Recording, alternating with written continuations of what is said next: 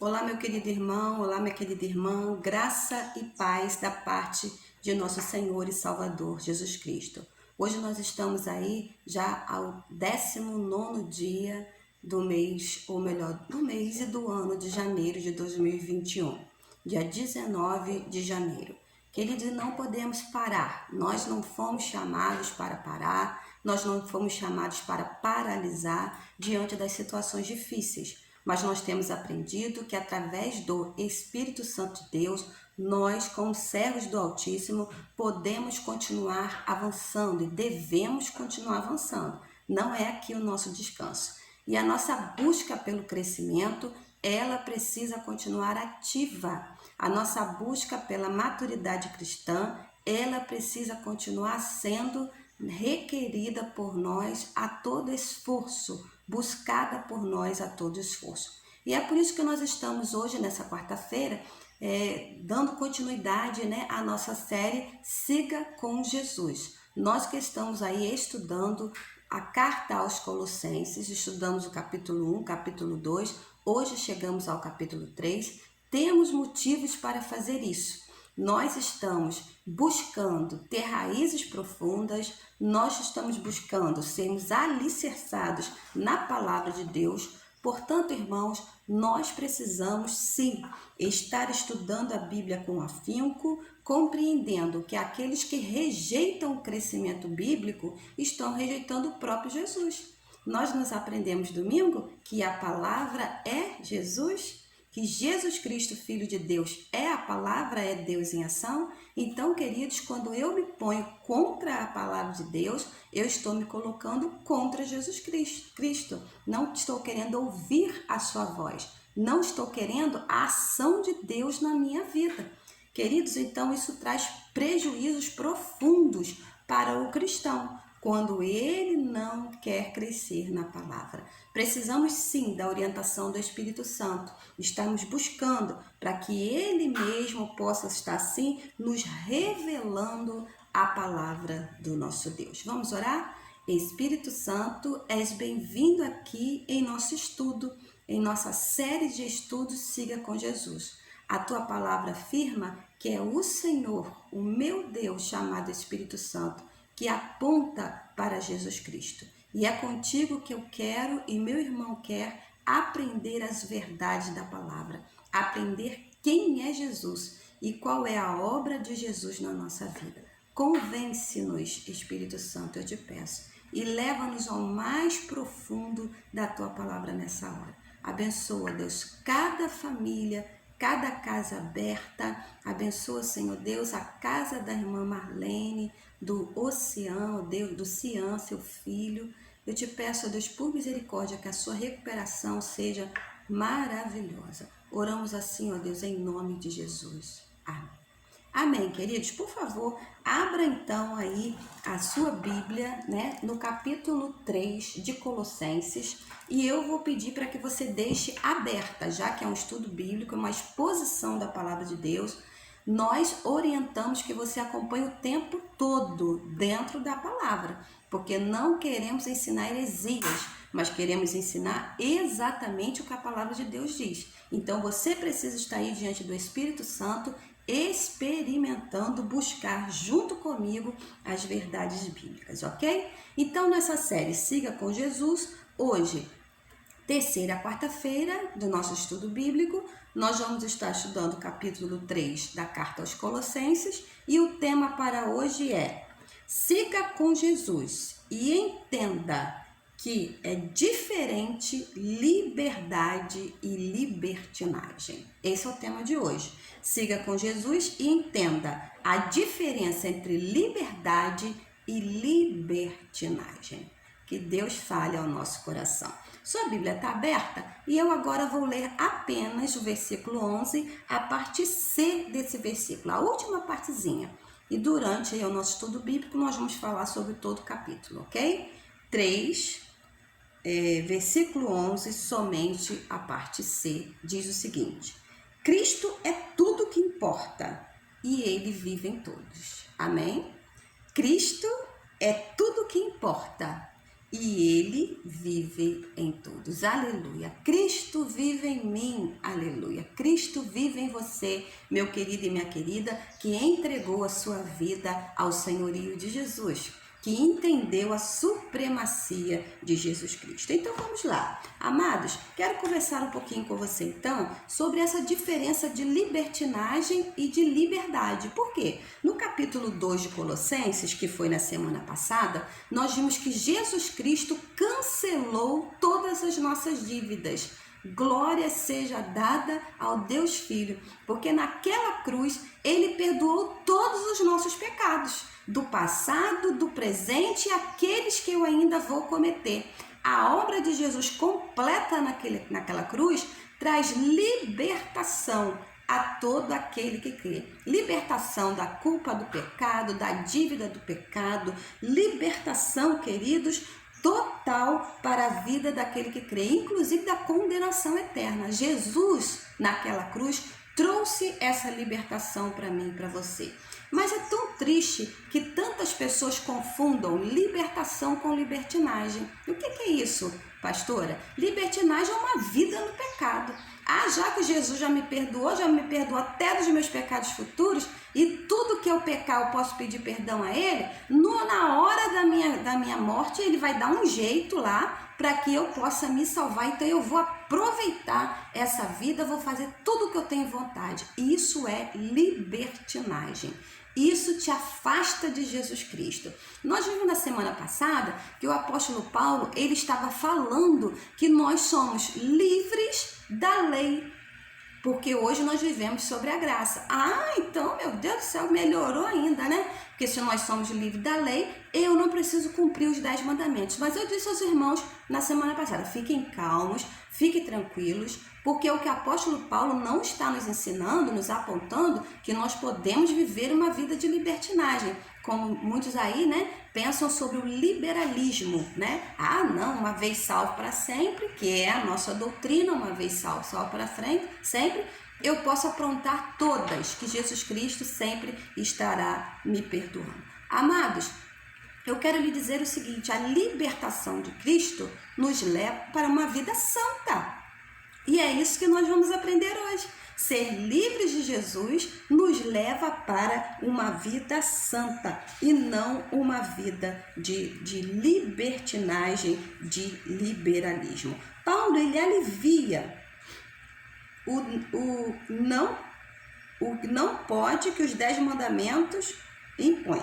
Paulo alivia o não pode que os 10 mandamentos ele impõe. Todo mundo que pensa no liberalismo, ele pensa assim, não, Paulo está ali aliviando, então eu não preciso mais seguir a lei. Mas a palavra diz que Jesus Cristo, ele veio cumprir a lei e não veio abolir a lei. Ou seja, a lei não me salva, quem salva é Jesus. Mas depois de salvo, a salvação me aponta para a lei para que eu possa buscar a salvação no Senhor Jesus. Nós vamos então estar estudando, né, todo o contexto do livro da carta de Colossenses. E é isso que nós precisamos fazer, estudar todo o contexto bíblico, a palavra. Todo mundo que pega textos isolados tem a tendência a pregar as heresias, porque busca coisas aí, né, isoladas, uma palavra aqui, outra palavra ali, e acaba no final montando uma bela e trágica heresias que engana a muitos. Nós precisamos ler toda a palavra, conhecer toda a palavra para não ser levado ao vento de heresia. Nós lembramos muito bem que Paulo estava escrevendo da prisão de Roma aos crentes em Colossos que estavam sendo bombardeados por heresias, e ele foi procurado pelo pastor Epáfras para dar um ensinamento à igreja para que ela pudesse continuar firme em Jesus. Então, amados, é interessante nós sabermos isso, que no capítulo 1 e 2, Paulo está apontando para a supremacia de Cristo. Ele está acima das heresias. Não há uma heresia que salva, mas quem salva é Jesus Cristo. Continuem apegados a Jesus Cristo, o Filho.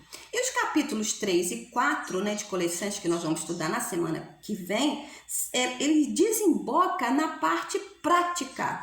Aquele que crê na supremacia de Cristo, ele pratica certas coisas ou ele deixa de praticar certas coisas. Não é o que nós temos falado, irmãos? Nós precisamos conhecer a palavra e praticar. Não basta conhecer. Não basta conhecer, ler a Bíblia inteira. Por exemplo, eu conheci um senhor na minha juventude e eu nunca esqueci desse senhor. O nome dele é Zumair. Eu nem sei se ele está vivo ainda. Eu conheci, ele deveria ter uns 17, 18 anos. Seu Zumair, lá de Cambuci, ele conhecia a Bíblia toda.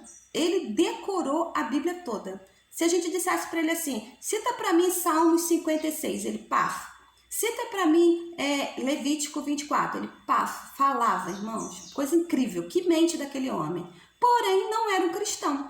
Então, era um conhecedor, mas não era um praticante da palavra. O que isso lhe serviu? De nada. Não lhe serviu de nada. Cristãos reconhecem a supremacia de Cristo, como capítulo 1 e capítulo 2 nos ensinaram. Não há heresia que possa suplantar quem Jesus Cristo é. Ele é o Cordeiro de Deus, ele é o Supremo, ele é o Poderoso, é o Senhor da criação. E os capítulos 3 e 4 que nós vamos entrar hoje é a parte prática. O que uma pessoa convertida, o que uma pessoa convencida pelo Espírito Santo pratica ou deixa de praticar nessa sua nova vida. Então, o capítulo 3 nada mais é do que lições práticas para o cristão, aqueles que foram libertos por Cristo. Preciso ressaltar isso novamente. Queridos, essa carta foi escrita à igreja de Colossos, ou seja, aos cristãos de Colossos, que hoje abrange todo aquele que vive no cristianismo. Ou seja, muitas pessoas descrentes, não convertidas, praticam muito dessas coisas, né? Porque tem bom caráter, tem boa índole, mas não como consequência da santidade, não como consequência da salvação. Queridos, nós precisamos buscar a sermos alicerçados e enraizados.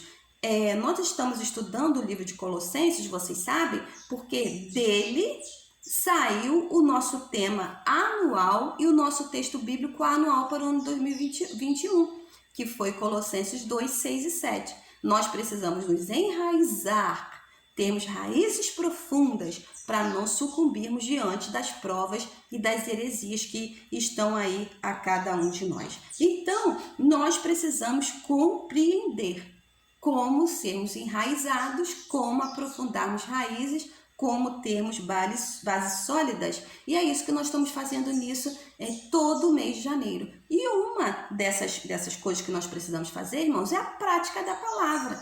Observar o que a palavra manda eu praticar e o que a palavra manda eu não praticar e obedecer aquilo que o Senhor está mandando. Prática da palavra. Queridos, vamos analisar então aí o capítulo 3 de Colossenses e ver o que o apóstolo Paulo orientou a igreja de Colossos, que abrange todos os cristãos do mundo todo, de todas as épocas, de todas as eras, daqueles que foram, daqueles que são e aqueles que ainda virão se converter ao Evangelho de Jesus. Queridos, versículos de 1 ao 4 de Colossenses, capítulo 3, Colossenses, capítulo 3, versículos de 1 ao 4. Vamos dar uma lida no que está dizendo aí? Vamos lá?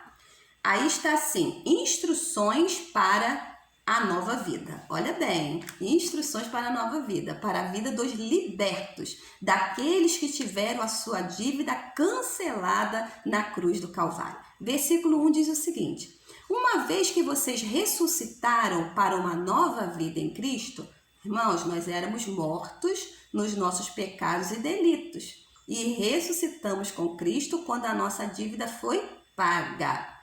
Uma vez que vocês foram ressuscitados para uma nova vida com Cristo, mantenham os olhos fixos nas realidades do alto, onde Cristo está sentado no lugar de honra, à direita de Deus. Versículo 2. Pense nas coisas do alto e não nas coisas da terra, pois vocês morreram para esta vida e agora sua verdadeira vida está escondida com Cristo em Deus. Versículo 4. E quando Cristo, que é a sua vida, for revelado, ao mundo inteiro, vocês participarão da sua glória. Quando Cristo, que é a vida, for revelado ao mundo inteiro, quando Cristo voltar para buscar a sua igreja, vocês participarão da sua glória. Estaremos eternamente com Cristo na eternidade. Queridos, esses versículos que nós acabamos de ler, 1 ao 4, ele tem duas orientações práticas muito importantes que o cristão ele precisa realizar. São imperativos, são ordens. Primeiro, no versículo 1 diz, olhos fixos para o alto. Versículo 1, que nós acabamos de ler, diz, uma vez que vocês foram ressuscitados com Cristo para uma nova vida, mantenham os olhos fixos nas realidades do alto. Olhos fixos no alto, mantenham, é um imperativo, uma ordem. Mantenham seus olhos fixos nas coisas, nas realidades do alto. E no versículo 2, há um novo imperativo, uma nova ordem. Pensem nas coisas que são do alto e não nas que são da terra. Pastora, o que Paulo ele está dizendo nesses dois versículos? Que depois que eu sou convertida, que eu aceitei Jesus, né, que Jesus se tornou meu Senhor, que Ele é supremo na minha vida, eu devo esquecer dessa terra, né, e viver só como um beato, né, estando só focado na eternidade. Queridos, eu vou te dizer o que o apóstolo Paulo está falando aqui como ordem e como prática para a vida cristã. Olhos fixos no alto e pense nas coisas que são do alto. Quando nós não temos Jesus Cristo como Senhor e Salvador, você sabe, você conhece muitas pessoas assim. Essas pessoas só pensam no aqui e no agora. A vida é só uma vez, né? Então eu tenho que aproveitar ao máximo essa vida aqui. Eu preciso fazer tudo que eu tenho vontade, porque se amanhã eu morrer, acabou tudo. Vê se não é assim, irmãos. Aqueles que não têm Jesus como seu Senhor e Salvador, olham só para essa terra como sendo a sua única chance de vida. Então eu tenho que ser feliz aqui, eu tenho que aproveitar aqui, eu tenho que praticar tudo que eu tenho vontade aqui, porque daqui a pouco isso está acabando. Paulo aqui não está ensinando que nós devemos não nos organizar para viver bem essa vida, né? Ou estar preocupado com as nossas contas pagas, com o nosso trabalho, com o nosso viver em família. Não é isso que ele está falando, esquece isso. Só olha para o alto, só olha para Cristo, só olha para a eternidade. Não é isso que Paulo está falando. Viva desorganizadamente. Não é isso que o apóstolo Paulo está falando, mas ele está falando o seguinte: para aquele que serve a Jesus, nós sabemos que tem vida após a morte. Ou melhor, que o melhor da vida está por vir. Nós vamos viver aqui, mas nós estamos aqui de passagem, irmãos. De passagem. Eu vou procurar viver uma vida de paz, organizada, ter as minhas contas pagas, ter a minha família organizada, ter o meu trabalho, sim, mas sabendo que isso vai passar. Que eu preciso estar olhando para Deus, eu preciso estar olhando para a eternidade como primazia na minha vida. Muita gente quer viver essa vida como primazia. Ah, não, tem que viver tudo aqui porque eu só tenho essa vida. Mero engano. Nós que já morremos, né, e fomos ressuscitados com Cristo, nós queremos ir para onde, irmãos? Para onde Cristo está. Honrá-lo, como foi dito aqui no versículo 1, né? Que ele está assentado no lugar de honra à destra de Deus, ao lado de Deus, à direita de Deus. É para lá que eu quero ir. Aqui vai passar, né? A minha primazia é a eternidade que já começou, porque eu já fui ressuscitada, já tenho Cristo no meu coração. Entende, irmãos? Então, olhos fixos e pense nas coisas do alto. São ordenanças, imperativos. Viva nessa terra sabendo que isso aqui vai passar e que nós estamos indo de volta para casa. Esse é o ensinamento para aqueles que são libertos por Cristo, né? Que são salvos por Jesus. Não vivem nessa terra como se não tivesse vida após a morte. Porque a morte vai chegar, a morte física, a morte espiritual não. Porque já fomos salvos por Jesus. E nós vamos para a eternidade com o Senhor. É isso que Paulo está apontando aqui, para a primazia de Cristo e para a vida eterna que vamos ter com Ele. Olhos fixos na eternidade. Eu vivo aqui olhando para o céu. Queridos, do capítulo 5, do versículo 5 ao versículo 11, desse mesmo capítulo 3, eu vou lhe pedir para que você possa estudar com afinco, versículo por versículo. Mas eu quero ler com você o versículo 5, ok? Colossenses 3:5 diz o seguinte: portanto, façam morrer as coisas pecaminosas e terrenas que estão dentro de você. Fique longe da imoralidade sexual, da impureza, da paixão sensual, dos desejos maus, da ganância, que é a idolatria. E daí por diante, até o versículo 11, Paulo vem falar várias situações pecaminosas, várias situações de pecado. Vamos nos aprender um pouquinho a esse versículo 5, ok? Que nós acabamos de ler. Deixam morrer, façam morrer as coisas pecaminosas e terrenas. São orientações práticas. Pratique. Olhe para o alto, pense no que é do alto e faça morrer as coisas pecaminosas e terrenas que estão dentro de você. Por que Paulo está falando isso? Da nossa natureza pecaminosa, irmãos, da carne. Nós já nascemos do pecado e dentro de nós está a natureza pecaminosa. E essa natureza pecaminosa é que nos faz pecar. E nós sabemos que o pecado nos mantém longe, afastados de Deus. Então, queridos, o que Paulo está falando aqui, façam morrer a sua natureza pecaminosa. Eu fiquei pensando, estudando sobre isso, meditando, e eu cheguei a uma seguinte conclusão. Como eu posso fazer morrer a minha natureza humana? Como que eu posso? Como que eu vou conseguir? Eu vou te dizer uma coisa. Como que eu faço morrer algo? Não a alimente e nem dê água. Nós estamos falando sobre raízes profundas. O pecado eu não posso alimentá-lo, irmãos. E nem posso dar água, irrigar o pecado. Quanto mais eu alimento a minha natureza pecaminosa, quanto mais eu hidrato a minha natureza pecaminosa, quanto mais eu dou corda para ela, mais ela cresce dentro de mim, irmãos. Paulo está orientando, faça morrer, mate a sua natureza humana, deixe-a morrer todos os dias. Como? Não a alimente e nem a hidrate. Deixe-a morrer de desnutrição e de desidratação. Pastora, como assim? Fuja do pecado, irmãos. Fuja do pecado. As áreas do pecado dentro de você, que você é mais sensível, você precisa fugir disso. Não alimente isso. Se você tem dificuldade com a prostituição, para que você vai se colocar à prova? Para que você vai se colocar à prova? Se você é ganancioso, como fala aí, ganancioso, o único pecado que é comparado à idolatria é a ganância, o amor ao dinheiro. Para que você vai se colocar à prova? Uma vez liberto disso, fuja disso em nome de Jesus. É por causa desses pecados que vem a ira de Deus. Versículo 6. Vocês acostumavam a fazer isso antes, quando eram pecadores, quando estavam longe de Jesus, quando não eram salvos, Vivia na ira, na raiva, na maledicência, na língua obscena, xingando o tempo todo, O tempo todo xingando. Depois que a gente aceita Jesus, que a gente recebe Jesus, essas coisas nos incomodam. E nós precisamos fugir disso, irmãos. Fugir de tudo aquilo que nos leva a pecar. Não mintam uns aos outros. Versículo 9, Versículo 10. Revistam-se da nova natureza e sejam renovados à medida que aprendem a conhecer o seu Criador.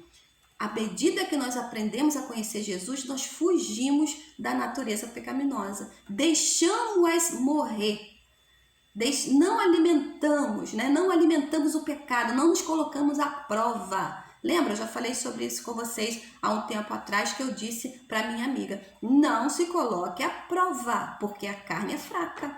Não se coloque, mas deixe-a morrer. Nessa palavra que o apóstolo Paulo falou aqui no versículo 10, revistam-se da nova natureza. Irmãos, revestir, ele vem no sentido de vestir mesmo. Vestir a nova natureza, Todos os dias quando a gente chega em casa, toma nosso banho gostoso, depois de um dia de trabalho, meu irmão, não tem nada mais gostoso, Porque você chegar em casa, tomar aquele banho, botar uma roupinha limpa, para você dormir limpinho, Vestir uma roupa limpa. É isso que o apóstolo Paulo está falando aqui. Deixamos a natureza pecaminosa morrer, não alimentamos. E também, irmãos, vestimos da nova natureza. tenhamos a preocupação todos os dias, amados, de buscar a santidade. Orientações do apóstolo Paulo. E quando chega no versículo 11, ele diz para quem que ele está dando essa ordem, para quem que é esse imperativo, para quem que precisa matar a natureza, né, a natureza pecaminosa, deixar morrer, e para quem que precisa revestir-se da nova natureza. Versículo 11. Nessa nova vida, não importa se é judeu ou gentio, se é circuncidado ou incircuncidado, se é inculto ou civilizado, se é escravo ou livre. Cristo é tudo o que importa e ele vive em todos, que foi o versículo que nós vimos no começo. Essa ordenança é para todos, irmãos. Todo aquele que recebe Jesus como Salvador. Todo aquele que recebe Jesus como Salvador precisa deixar morrer a velha natureza, fugir do pecado e se revestir da nova natureza, a santidade. Buscar por Cristo a cada dia, fugir de tudo aquilo que nos afasta do Senhor, que traz a ira de Deus. É o que Paulo está falando, tá vendo, irmãos? Como a liberdade não tem a ver com libertinagem, seguir com Jesus e andar em liberdade.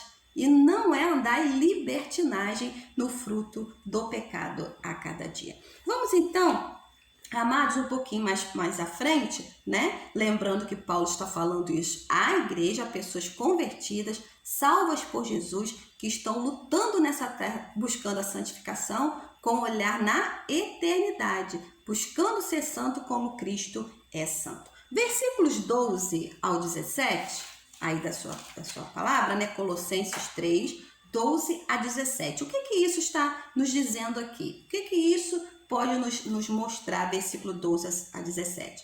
Paulo está retratando aqui a vida na comunidade cristã. É um imperativo, faça, pratique.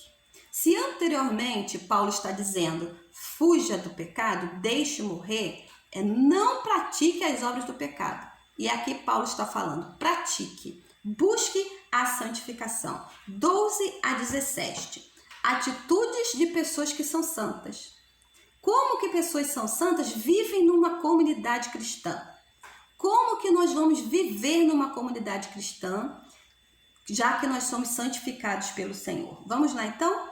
Visto que Deus os escolheu para o seu povo santo e amado, revistam-se. Opa, lembra do vestir? Todos os dias eu preciso vestir a santidade. Ou seja, irmãos, eu busco a santidade todos os dias. Em todos os meus atos, em todas as minhas ações. Revisto de compaixão, bondade, humildade, mansidão e paciência.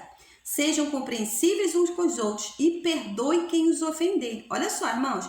Lembre-se que o Senhor os perdoou, de modo que vocês também devem perdoar. Acima de tudo, revistam-se do amor, que une todos nós em perfeita harmonia. Queridos, e aqui Paulo vai falar no contexto porque nós somos o corpo de Cristo, nós precisamos buscar a paz, viver em paz. Essa mensagem até o versículo 17 é poderosíssima para a vida em comunidade. Amados, lembra para onde nós estamos indo? Para o céu. Vamos viver a eternidade com a igreja de Cristo, a igreja militante. Todos aqueles que recebem Jesus Cristo passam a fazer parte do corpo. E no corpo não pode haver atrito. Viver em santidade, irmãos, é entender que nós somos o corpo, nós somos importantes e que nós vamos viver a eternidade juntos, irmãos, juntos. Eu já contei para vocês no passado que eu estava conversando com uma pessoa, discipulando uma pessoa que tinha muita dificuldade com outra pessoa. E eu discipulando a ela que ela deveria perdoar. E quando a gente perdoa, o maior beneficiado somos nós mesmos. Quando nós estamos com ódio, com rancor e ira, irmãos, nós adoecemos. É um sufoco na alma tão grande que isso gera até doenças físicas. Até o câncer é alimentado pela ira, pelo ódio. E quando nós nos perdoamos, nós, irmãos, somos libertos. Nós, ao esvaziar da culpa do pecado, do peso do pecado, da vergonha do pecado. E eu dizia isso a essa pessoa. E ela me respondeu o seguinte, quando eu disse assim, amada, se você não perdoar, meu amado, Cristo também não lhe perdoará. E quando Cristo não nos perdoa, nós perdemos o direito à eternidade no céu. E ela me respondeu assim, nua e crua, prefiro ir para o inferno do que perdoar fulano de tal.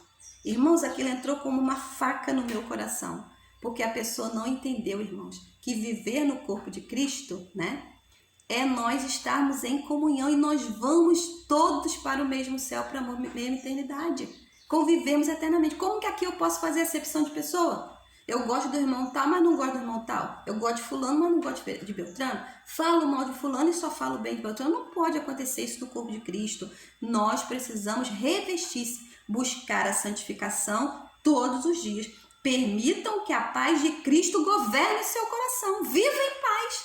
Não viva em atribulação. Não viva em confusão. Permita que a paz de Cristo governe o seu coração. Pois como membros de Cristo, vocês são chamados para viver em paz.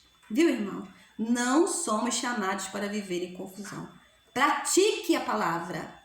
Pratique a palavra de Deus. Não é isso que nós estamos aprendendo? Precisamos praticar os ensinamentos para podermos viver em paz e viver em comunhão com Cristo Jesus. Amados, mais adiante aí, o versículo 18 a 21, Paulo então está ensinando mais uma prática, mais algo que nós devemos praticar. Se falou sobre a santificação dentro da comunidade cristã. Aqui, da vida em comunidade, daqui ele está falando sobre a vida familiar. Como que o salvo vive a sua vida familiar.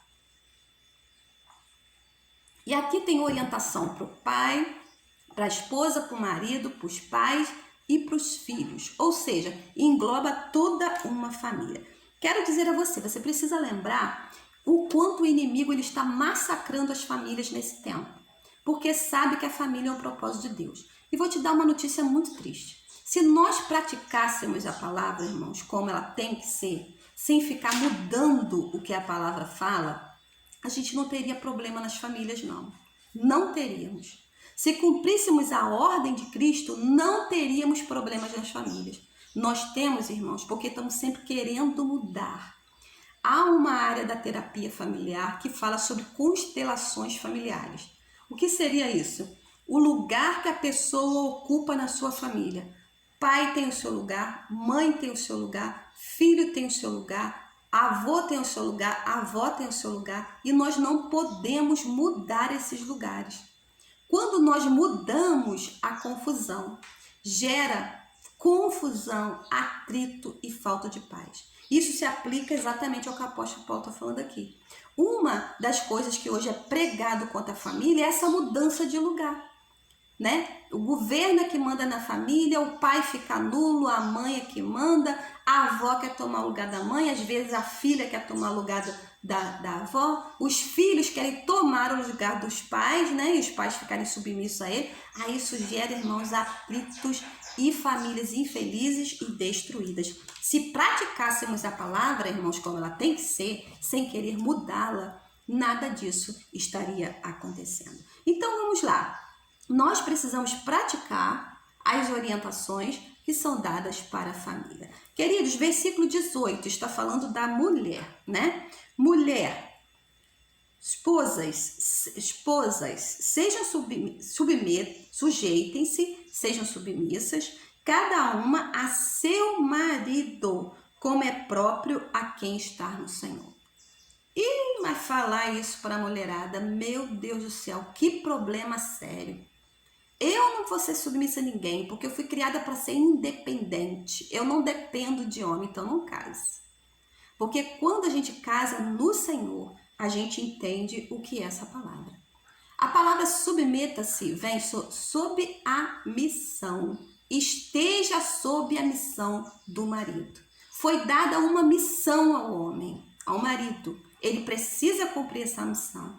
E a mulher precisa estar submissa à missão que foi dada a esse marido. Não é a mulher querer ser o marido. Ah, não, eu aqui que coordeno, eu que mando, meu marido é um parado, né? Aí, irmãos, isso gera confusão e atrito. O homem tem uma missão e a mulher precisa estar sob essa missão para que a família não cresça em tribulação, em desacordo. Segundo lugar aí, do versículo 19, uma palavra aos maridos. Maridos, ame cada um a sua esposa e nunca trate com aspereza. Viu, irmãos? Orientação para a mulher: sujeite-se ou esteja submissa a seu marido. Não está falando a todos os homens, não. Ao seu marido. E marido, ame a sua esposa. Maridos, ame cada um a sua esposa. Você está vendo como a palavra de Deus ela não é difícil de ser praticada? Irmãos, se está sob a missão de um homem que ama, não é difícil. E ao marido amar uma esposa que está submissa, também não é difícil. Tá vendo, irmãos? É a gente que complica e que quer mudar a palavra de Deus. Mas é totalmente possível você estar sob a missão de um homem que ama e é totalmente possível o homem amar uma esposa que é submissa. Então há divórcios, há atritos, há confusão, há famílias rachadas porque não entendem, queridos, que é tão fácil viver em paz, na paz de Jesus Cristo. Versículo 20 aí, né, é para os filhos. E está dizendo aí: filhos, obedeçam sempre a seus pais, porque isso agrada ao Senhor. Meu Deus, isso é promessa. Filho que honra pai e mãe, para que se prolongue os seus dias na terra. Obedeça aos seus pais. Mas vou te dizer uma coisa séria, muito séria, de uma terapeuta de família. Quem ensina os filhos a serem desobedientes aos pais são os próprios pais. Eles aprendem isso, irmãos, quando são novinhos, quando são bebezinhos, que os pais deixam crescer além da conta. Então, nós precisamos, irmãos, está vendo? Cada um cumprir o seu papel. Pai precisa ser pai, mãe precisa ser mãe. Como assim, pastor? Papai dá uma ordem, mamãe vai lá e tira. Não, pode fazer. Mamãe dá uma ordem, o pai vai lá e tira a autoridade da mãe. Marido e mulher não pode agir dessa forma, irmãos. Cada um tem que entender o papel. O pai falou alguma coisa, doeu o coração da mãe, guarda. Guarda, não fale isso na frente do seu filho, não desautorize o seu marido. Mesma forma, o marido não desautoriza a sua esposa. Nós precisamos cada um ter o seu lugar. E filhos, sejam obedientes. Irmãos, eu tenho lá meu pai com 82 anos, minha mãe faz 80 agora, né? Papai fez 83 e eu sou obediente aos meus pais, né? E a Denise falou uma coisa muito importante esses dias que me deixou muito feliz, que eu disse a ele assim: meu bem, na época que nós criamos nossos filhos, nós não tínhamos tanto conhecimento da Bíblia, nem tanto conhecimento assim dos livros, né? Como que Deus nos abençoou tanto na criação dos nossos filhos? Ele me disse uma coisa muito importante: amor, você e eu sempre fomos obedientes aos nossos pais. Então isso trouxe muita alegria ao meu coração, entendeu, filho? Você sendo obediente aos seus pais, você trará essa bênção para a sua vida. E isso, a palavra diz, né? Pois isso agrada ao Senhor. Filhos obedientes agradam o Senhor. E 21 aí, né, no contexto familiar, está assim: pais, não irrite a seus filhos para que eles não desanimem. Queridos, essa palavra pais aí, a gente precisa investigar um pouco, né? No original grego, essa palavra é pateres. Pateres está se referindo ao pai, ao homem. Como Paulo está falando à igreja, ele falou no plural, pais, ou seja, todos os homens da comunidade de Colossenses. Aos homens: pais, não irrite seus filhos para que eles não desanimem. Amados, a importância da figura paterna no lar. Muita gente acha que a figura paterna é descartável. Ela pode ficar de fora do contexto. Isso não é verdade. Pai, você na criação do seu filho é extremamente importante. Extremamente importante. A palavra entrega a você a qualidade de cuidar dos seus filhos, a responsabilidade de cuidar dos seus filhos, a não irritá-los e a não desanimá-los. Preste atenção, irmãos. Está falando da vida cristã. Pais desanimam os seus filhos da caminhada cristã. Nós precisamos entender isso com dor.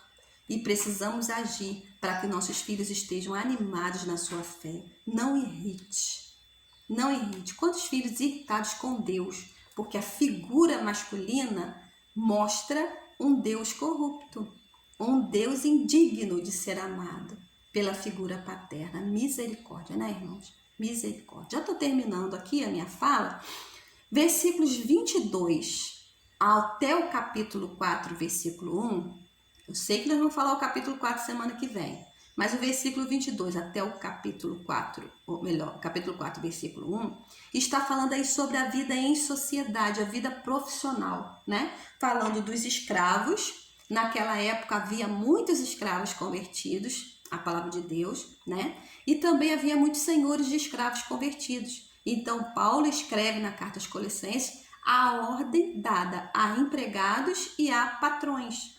E está dizendo aí como nós devemos agir. E eu quero destacar com você, versículo 23. Em tudo que fizerem, trabalhe de bom ânimo, como se fosse para o Senhor. E quero ler um pedacinho também do 24 que diz: como recompensa e de que o Senhor a quem servem é Cristo.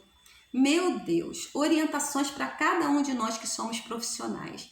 Nós precisamos agir nas nossas profissões, irmãos, dentro da nossa casa, as que são domésticas, que são do lar, o banqueiro, o pedreiro, o carpinteiro, a cozinheira, o médico, a enfermeira, do posto de gasolina, aquele que tem uma barraquinha na feira, seja o que for, você está trabalhando para o Senhor. Para o Senhor. Ah, não, eu quero servir ao Senhor, vou trabalhar ao Senhor, vou largar tudo, você pastor, você missionário. Se Deus te chamou, faça isso. Mas se Deus não te chamou, use a sua vocação, o seu dom, a sua profissão para glorificar ao Senhor. É isso que Paulo está aqui desmistificando. Que só ministério para o trabalho para o Senhor. Não, você, professora, na sua sala de aula, sirva como se fosse para o Senhor. Muitas pessoas querem enganar os seus patrões, achando que são muito espertos. Não, meu filho, você está enganando o seu Senhor, seu Jesus Cristo, o seu Senhor. Servindo mal, encostado, não fazendo serviço bem, dando atestado doidado. É a Cristo que você está enganando.